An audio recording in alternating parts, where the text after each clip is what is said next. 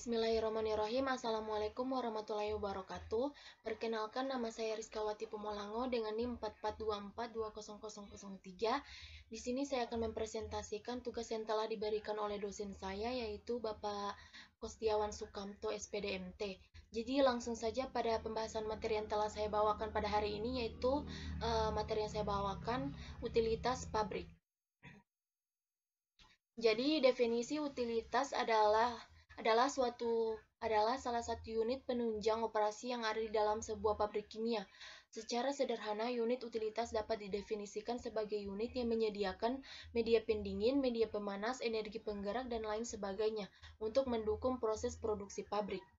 Jadi definisi di atas ini tidak mutlak diterapkan sama oleh satu pabrik dengan pabrik kimia lainnya. Bahkan dalam industri yang sama sekalipun, unit utilitasnya bisa berbeda.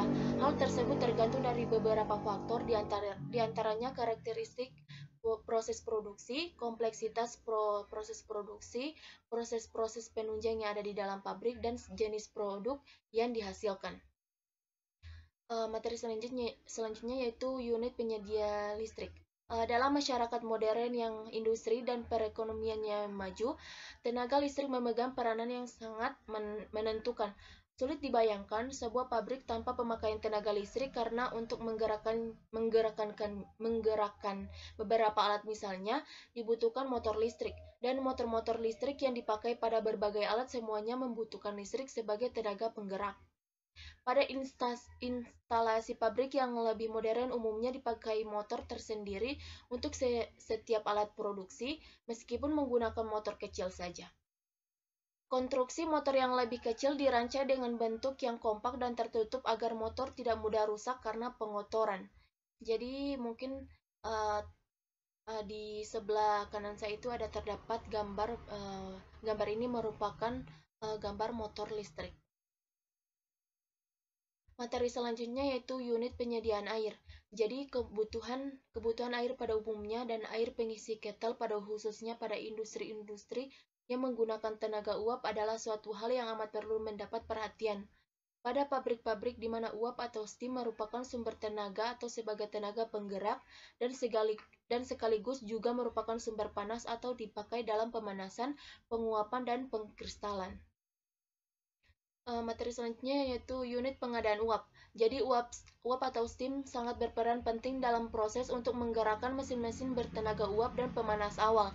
Sebuah ketel uap atau boiler digunakan untuk mengubah air menjadi uap dengan pertolongan panas. Ditinjau dari tenaga termis atau panas yang didapat dengan pembakaran bahan bakar, ketel uap termasuk external combustion engine, yaitu pesawat tenaga di mana pembakaran bahan bakar dilakukan di luar pesawat atau mesin uap itu sendiri.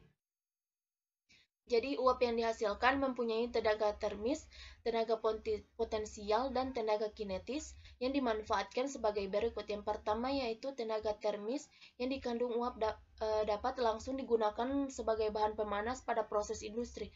Kemudian yang kedua yaitu tenaga potensial dari uap diubah menjadi tenaga mekanik dengan mesin uap untuk selanjutnya diperoleh tenaga mekanik.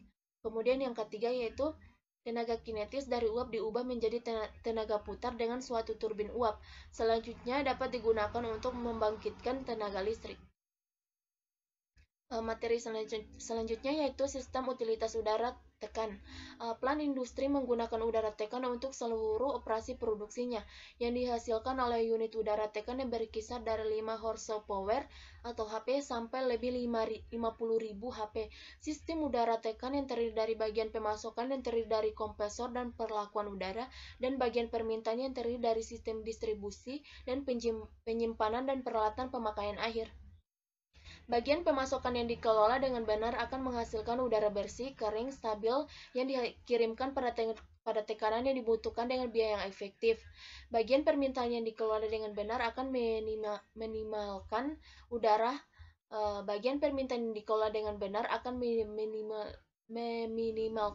terbuang dan penggunaan udara tekan untuk penerapan yang tepat. Perbaikan dan pencapaian puncak kinerja sistem udara tekan memerlukan bagian sistem pemasokan dan permintaan dan interaksi di antara keduanya. Kemudian materi yang terakhir yaitu bahan bakar. Jadi bahan bakar diartikan sebagai bahan yang apabila dibakar dapat meneruskan proses pembakaran tersebut dengan sendirinya. Disertai dengan pengeluaran kalor, bahan bakar dapat berbentuk bahan padat, cair, ataupun gas yang dapat bereaksi dengan oksigen atau udara secara eksoterm. Beberapa macam bahan bakar yang dikenal adalah yang pertama yaitu bahan bakar fosil seperti batu bara, minyak bumi, dan gas bumi. Kemudian yang kedua yaitu bahan bakar nuklir seperti uranium dan plutonium. Pada bahan bakar nuklir, kalor diperoleh dari hasil reaksi rantai penguraian atom-atom melalui peristiwa radioaktif. Kemudian yang ketiga yaitu bahan bakar lain seperti sisa tumbuh-tumbuhan, minyak nabati, dan minyak hewani. Ya baik, terima kasih. Mungkin itu saja presentasi dari saya. Apabila ada kesalahan mohon dimaafkan. Wabillahi taufiq wal hidayah. Wassalamualaikum warahmatullahi wabarakatuh.